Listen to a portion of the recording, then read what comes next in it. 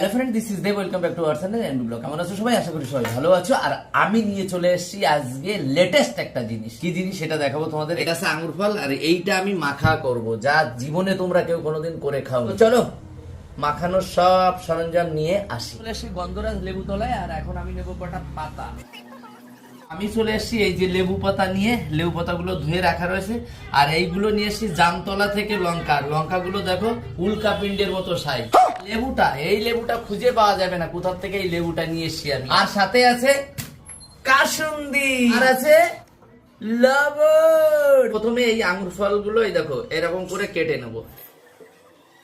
Complete হয়ে গেছে কাটা। এই দেখো আমি পুরো সব আদা আদা করে কেটে নিয়েছি। লেবু পাতা, লেবুর রস, লঙ্কাগুলো বেটে নেব। এবার দেব আমি লঙ্কা, দেব পরিমাণ মতো লবণ, দেব আমি কাসুন্দি, মাখিয়ে নেবো। এবার কমপ্লিট হয়ে গেছে, আর আমি এখন খেয়ে টেস্ট করবো। কেমন?